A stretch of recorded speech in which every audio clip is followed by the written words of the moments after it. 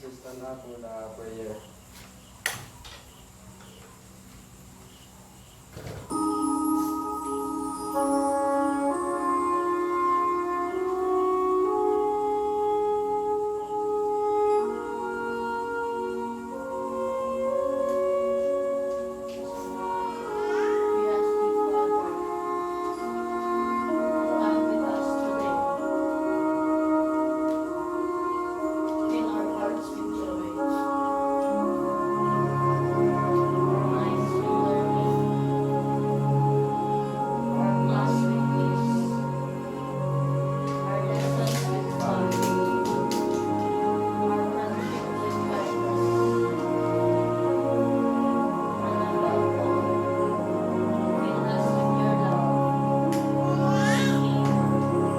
Father, Son, the Holy Spirit. Amen.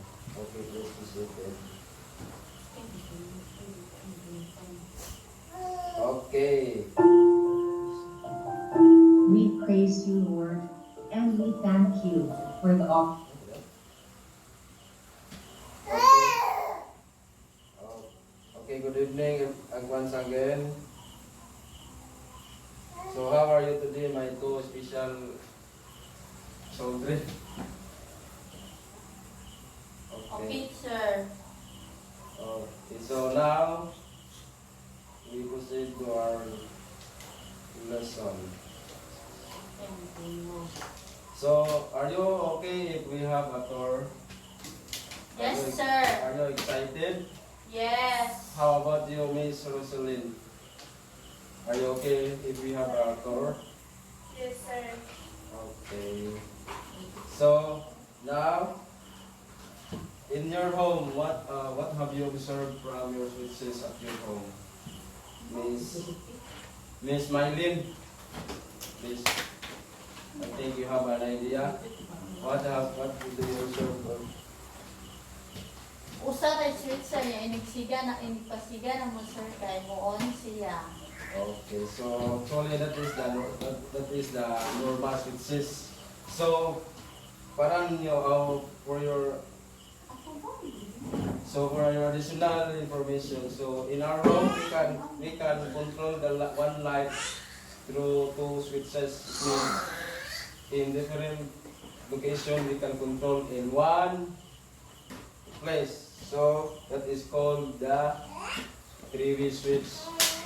So what is three-way switch? Any idea, Miss Rosalyn? What is three-way switch? Okay, so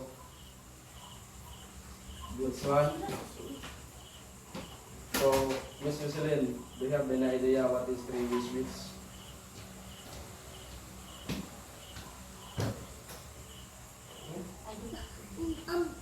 Batuta, pitoy. Batuta, Okay, please be dako. seated. So, it is possible to control a light bulb in two switches in different locations. Mylene, Maybe, sir. so now, so three-way switches play an important role in house wiring installation, especially in terms of comfortability of shutting off and shutting on a light bulb inside the building. So what do you mean? So for this one is, for example, if there is a two-story building like first floor and second floor, so it means there is a light in the stairs, right? Yes, sir. So this three-way switch means you can control in the below stairs, and then in the second floor you can switch off the lights. So that is the three-way switch. So now I have a board work. So now I have a board work here. This one is I already connect the wires so that it's easy. So I will just. Okay, this is the. I will hold, sir. Okay. So it means this is the three-way switch. This switch is different for our switch to our home. This one is three-way. Okay. Hold one. Okay, so show you how the three-way switch operates. So, for example, this one is in the first floor. This light is in the middle of the first floor and the second floor. So, in the stairs. So, this one is in the second floor. It means if you off on this light, this switch, this one will be operate, and then if you're in the second floor, you will just off this second switch. So now before you do installation like this, you should know what are the important tools to be used to install like this. So I have only one tool, but during our actual installation, you should have like pliers, wires, and also the very most important is the glove so that you cannot touch the live wire. Okay, so now we are going to show you how the three-way switch control. Okay.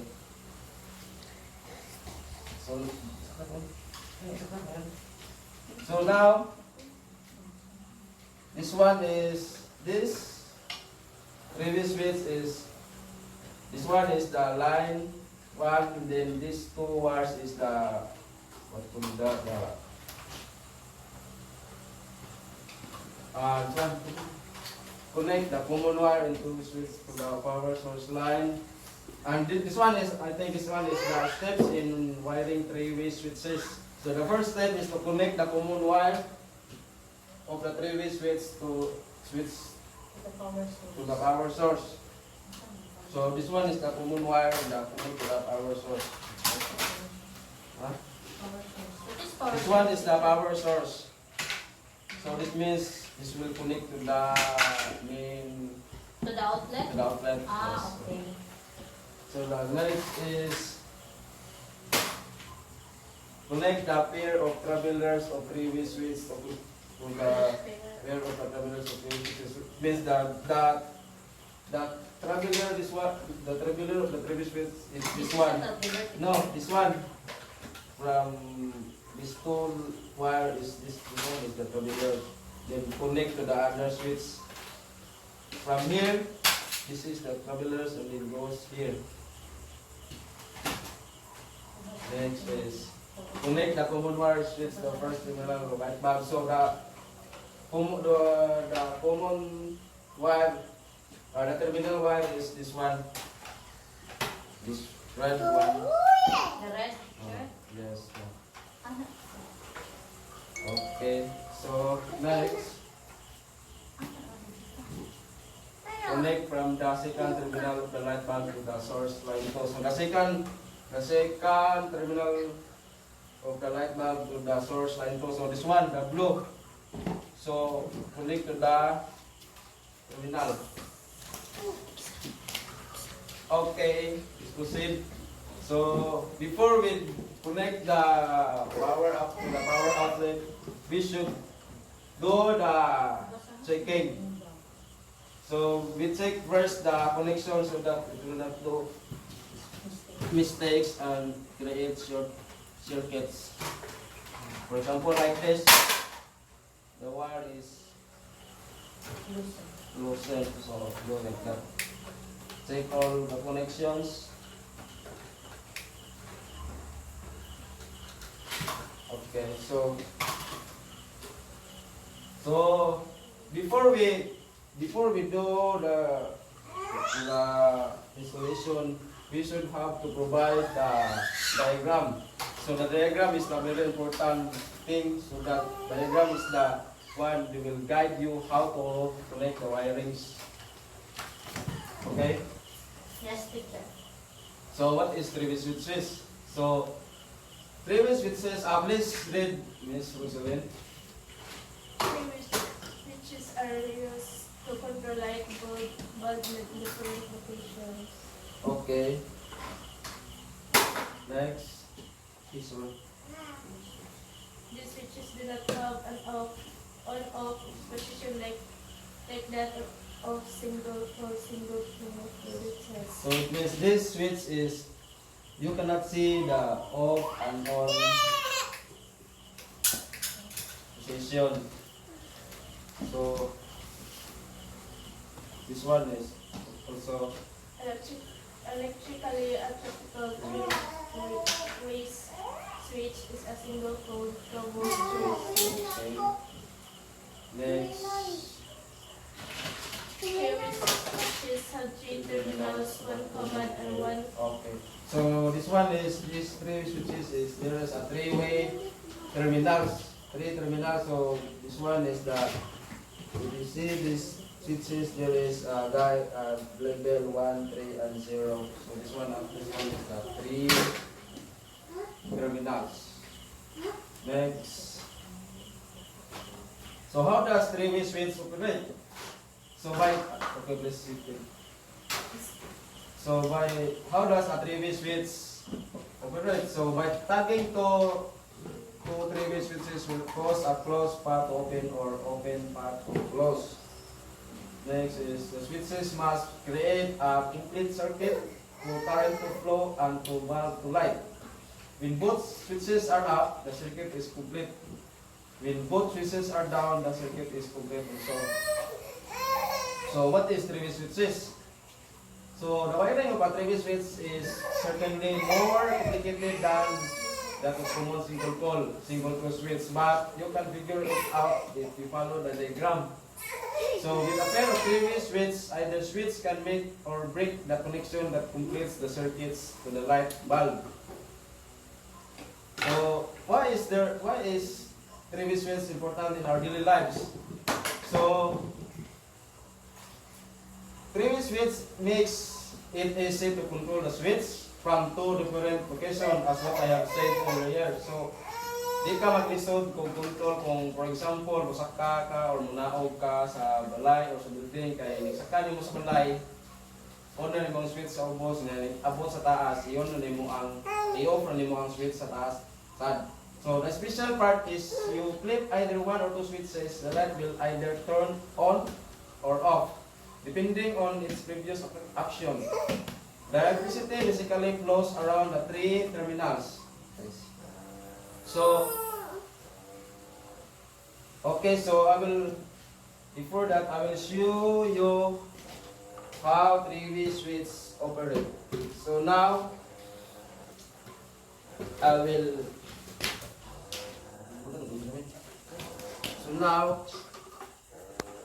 so we need to arrange the wire first before we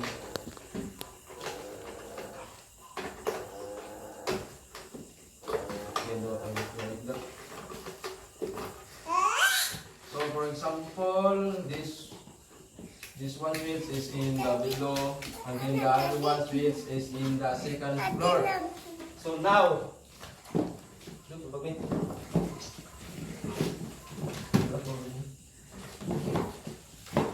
this okay.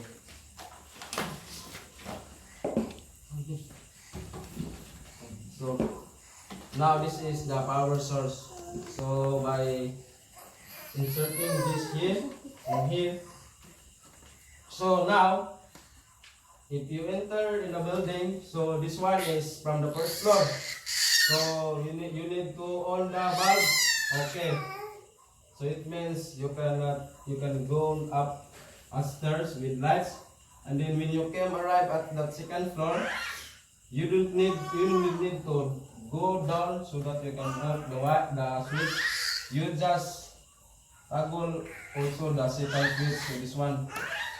Okay, so this is the very easy way so that you can this one is save time. So for example, you want to go down again, so you just on the switch at the above second floor, and then you will turn on, and then if you can arrive in the first floor, you just off the in the first floor. Okay, that's what the three-way switch operate. So let's spread up. Draw a diagram of a three-way switch using the illustration board within 15 minutes. So you get a paper, Illustration board. illustration board.